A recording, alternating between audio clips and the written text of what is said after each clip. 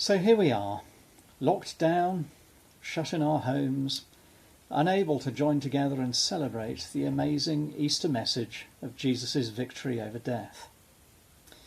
Doing Easter on your own, or with just one or two others, feels most unnatural. This year, it's not a typical Easter at all.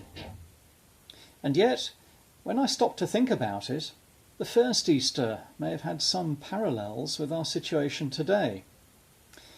When you look at the Gospel accounts of the resurrection, it's amazing how intimate they are. No crowd scenes, no public displays, just Peter and John running to the empty tomb. Just Mary by herself in the garden. A few disciples locked away in an upper room, afraid to go out. A couple of friends walking on the road to Emmaus.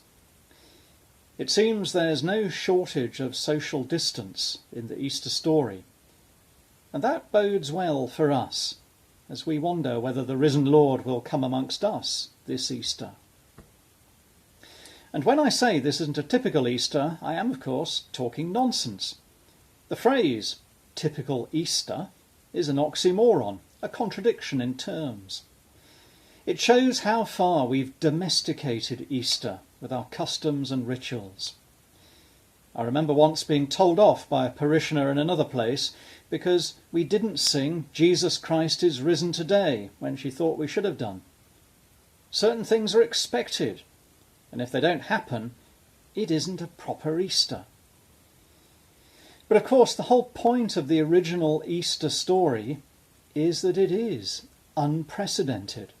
It has no parallel. It doesn't fit with previous experience.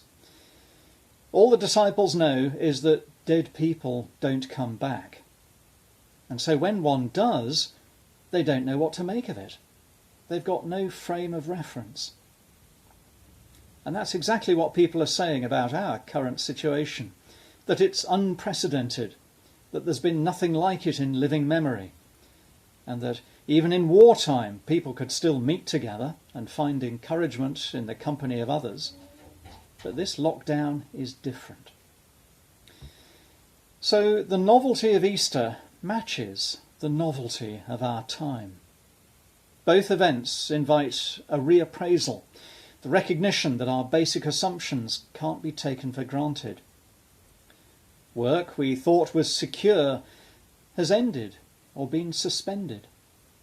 Businesses we rely on have been going under. All the usual economic principles of a conservative government have been turned upside down. Our basic right to see who we like when we like has gone out of the window. You can't even attend a funeral now unless you're a member of the immediate family because of the restrictions on public gatherings. Our whole way of life has been exposed as incredibly fragile. We're not used to not being in control. Everything feels so uncertain, unpredictable.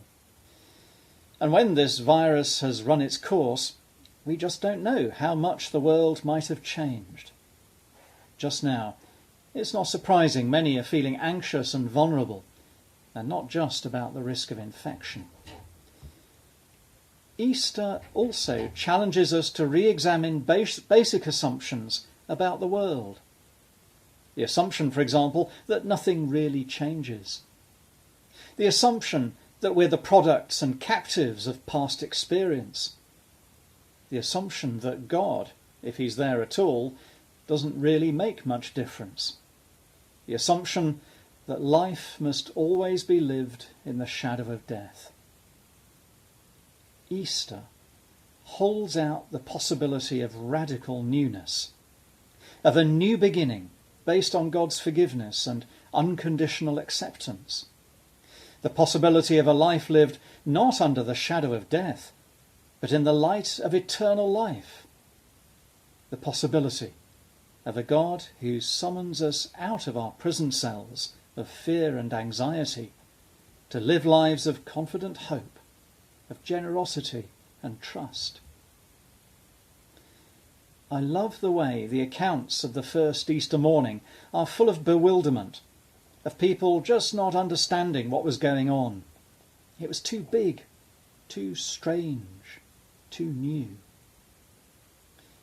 So as you grapple with the unfamiliarity of these days, the strangeness of a world no longer able to manage its own basic routines, may you be open to the overwhelming strangeness of Easter, to the possibility of the world not after all being quite the place you thought it was.